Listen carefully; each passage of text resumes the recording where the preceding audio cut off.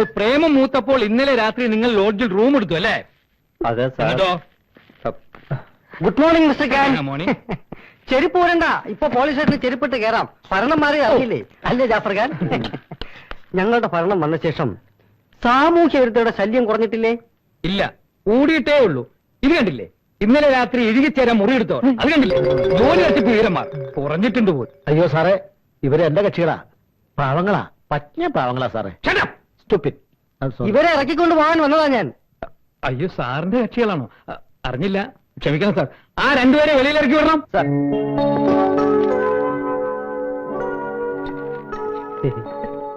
ഒന്ന് വേഗം തുറക്കണം. നീ എവിടേക്കാ? നീ എവിടെ കിടന്നാ മതി.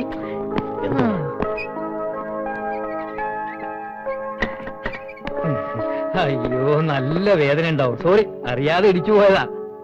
അറിയാതെ ഒന്നുമല്ല. വേണമെങ്കിൽ ഇതാ തന്റെ പോക്കറ്റോണ്ട്. ശരിക്കും ഇടികൊണ്ടല്ലേ നിങ്ങൾ രണ്ടുപേരും പുറത്തുപോയി ചപ്പാത്തിയും ചിക്കൻ ഫ്രൈയും എല്ലാം കഴിച്ചോ? അതാണ് പുരുഷന്റെ കഴിവ്. എന്ത് വാടാ ഇതൊക്കെ? സൂക്ഷിച്ചു. ഒന്ന് നിന്നേ. ചപ്പാത്തിയും ചിക്കൻ ഫ്രൈയും നിങ്ങൾക്ക് നാളെ കഴിക്കാം. അതെ അതെ. കഴിവല്ലേ? എന്തോ? കണക്കൊക്കെ ഒന്ന് നോക്കിക്കേ. പോകാൻ വരട്ടെ. ടാക്സി ചാർജ് 150 രൂപ, ഡ്രസ് വാഷ് 35 രൂപ, പിന്നെ ടീ 40 രൂപ, പിന്നെ സെക്രട്ടറിയുടെ ചാർജ് 150 രൂപ. മൊത്തം എത്രയായി? അങ്ങനെ എല്ലാം കൂടെ ഒരു 550 രൂപ. Excuse me, room number 9 key തരൂ. ലഗേജ് അല്ല, കീ. വലിയ രണ്ട് ഓഫീസർമാര് 300 രൂപ അഡ്വാൻസ് തന്നിട്ട് ഒരാഴ്ചയായി കിടന്ന് കറങ്ങുന്നു. രണ്ടിന് ഈ പരിസരത്തിന് കണ്ടുപോകരുത്. കൊണ്ടുപോകണ്ട, പൊട്ടുന്ന സാധനങ്ങൾ അതില്. ഹലോ, പോലീസ് സ്റ്റേഷൻ ഒന്ന് കണക്ട് ചെയ്യൂ. റെയിൽവേ സ്റ്റേഷനിലേക്ക് പോവാം. വേണ്ട വേണ്ട.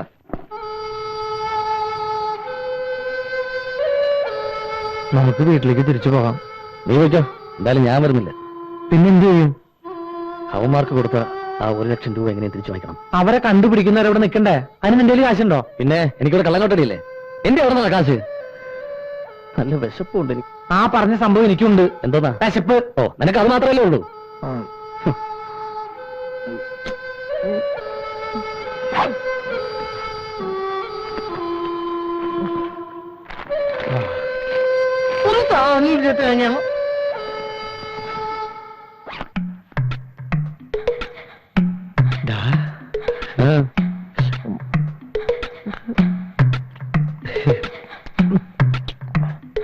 എന്തുവാടാ?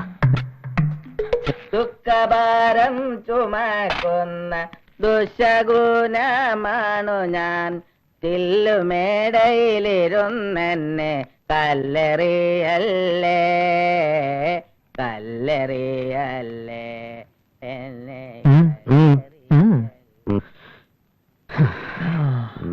നീ ഇവിടെ ഇരിക്കി, ഞാനിപ്പോ വരാം.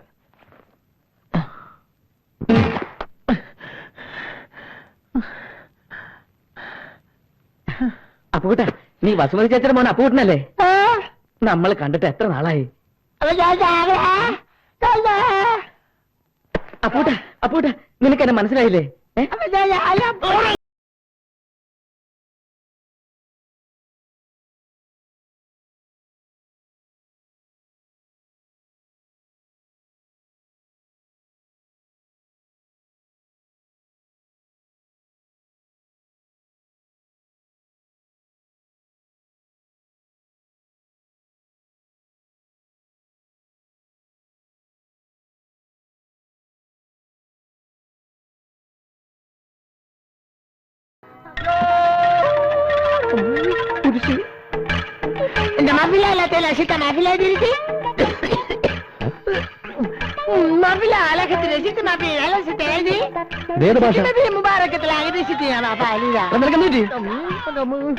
പ്രേതം കൂടി പോലെ ഇയാൾ എപ്പോഴും പിന്നാലുണ്ടല്ലോ.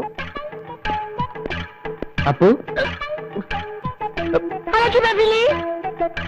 നീ എന്താ ഇവിടെ? നീ അപ്പൂട്ടൻ തന്നെ.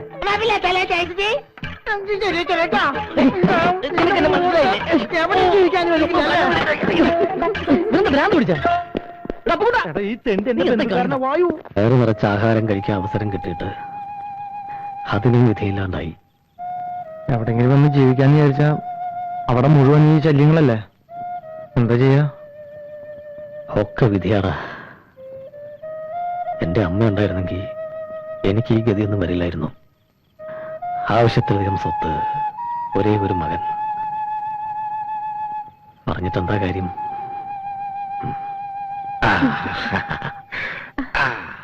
അങ്ങനെ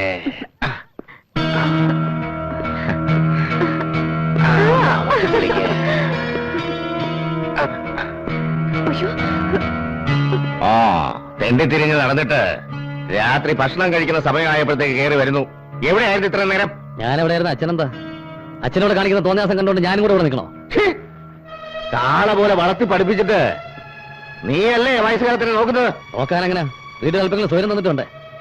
വെളിയിറങ്ങി നടക്കാൻ വയ്യ മനുഷ്യന്. തൊലി ഒരിക്കും. അച്ഛനോട് കാണിക്കുന്ന പ്രത്യേകതകളുള്ള നാട്ടിൽ പാട്ടാ. സർവീസ് ഇരിക്കുമ്പോൾ ചെല്ലുന്നിടത്തൊക്കെ ഉണ്ടാക്കി വെച്ചുള്ള ഓരോ ബന്ധങ്ങളുണ്ടല്ലോ. ആ കഥ കേട്ട് കേട്ടാ എന്റെ അമ്മ മരിച്ചത്. സ്വന്തം ഇഷ്ടപ്രകാരമേ ഭാർഗവമ്പിള്ള ജീവിച്ചിട്ടുള്ളൂ. ഇനി അങ്ങനെ തന്നെ ജീവിക്കും. എന്നെ ഉപദേശിക്കാനൊന്നും വരണ്ട. അടങ്ങി ഒതുങ്ങി ഇവിടെ കാണാൻ കിടന്നോളാം. ഇത്രയും നാൾ അടങ്ങി ഒതുങ്ങിയാണല്ലോ കഴിഞ്ഞത്. മതി. അച്ഛൻ എന്ത് ഭാവിച്ചാ ഈ സ്ത്രീ അവിടെ നിർത്തിയിരിക്കുന്നത്? ഇപ്പൊ ഇറക്കി പറഞ്ഞവരെ. ഇത് എന്റെ വീടാ. ഇവരെ ഇറക്കി വിടാൻ പറയാൻ നീ ആരാ? ഇവിടെ താമസിക്കാൻ ബുദ്ധിമുട്ടാണെങ്കിൽ നീ ഇറങ്ങിപ്പോടാ. 1 ലക്ഷം രൂപ ഞാൻ നിനക്ക് തന്നിട്ടില്ലേ? അതുകൊണ്ട് എവിടെയെങ്കിലും പോയി ജീവിക്കേ. എനിക്കിങ്ങനെ ഒരു മോനിലെന്ന് ഞാൻ വിചാരിക്കും. ഇറങ്ങിപ്പോടാ, ഇറങ്ങിപ്പോടാ.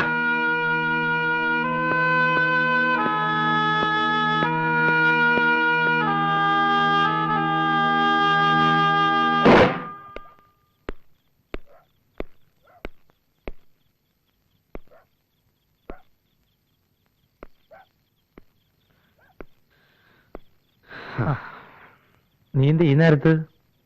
ഇന്നും അച്ഛനായിട്ട് വഴക്കുണ്ടാക്കിയോ? ഇനി ഞാൻ ആ വീട്ടിലേക്കില്ല.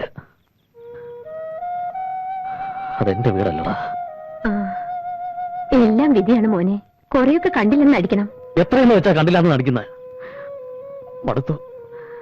മരിച്ചുപോയ എന്റെ അമ്മയുടെ സ്ഥാനത്ത് ആ സ്ത്രീയെ കാണാൻ എനിക്ക് പറ്റില്ല. എന്തായാലും ഇനി ഞാൻ ആ വീട്ടിലേക്കില്ല. മോനിവിടെ നിന്നോ. സൗകര്യമൊന്നും ഇല്ലെങ്കിലും ഇത് നിന്റെയും കൂടി വീടാ. ആ, നിങ്ങൾ സംസാരിച്ചിരിക്കെ. ഞാൻ അടുക്കളയിലേക്ക് ചെല്ലട്ടെ. ഞാൻ ഇന്ന് തന്നെ സിറ്റിയിലേക്ക് പോവാ. ജോൺസൺ ആൻഡ് ജേസൺ കമ്പനിയിൽ ജോലിക്ക് വേണ്ടി കൊടുത്ത കാശിന്റെ കാര്യം തിരക്കണം. നീ വരുന്നോ?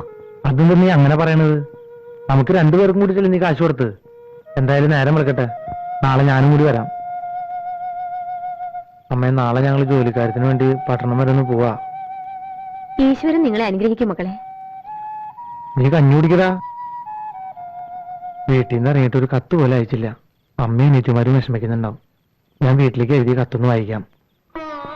പ്രിയമുള്ള അമ്മയ്ക്കും കൊച്ചനുജത്തിമാർക്കും, എനിക്കും അനന്തനും ജോലി ഇവിടെ കിട്ടി. നല്ല ഒന്നാന്തരം ജോലിയാണ്. കമ്പനി മുതലാളി നല്ലൊരാളാണ്. കൂടെ ജോലി ചെയ്യുന്നവർക്കൊക്കെ ഞങ്ങളെ വലിയ ഇഷ്ടാ. ഇപ്പോൾ 2 നില കെട്ടിടമാണ് ഞങ്ങൾക്ക് താമസിക്കാൻ തന്നിരിക്കുന്നത്. താമസിയാതെ ഒരു AC കോട്ടേജ് ഞങ്ങൾക്ക് അലോട്ട് ചെയ്ത് തരും.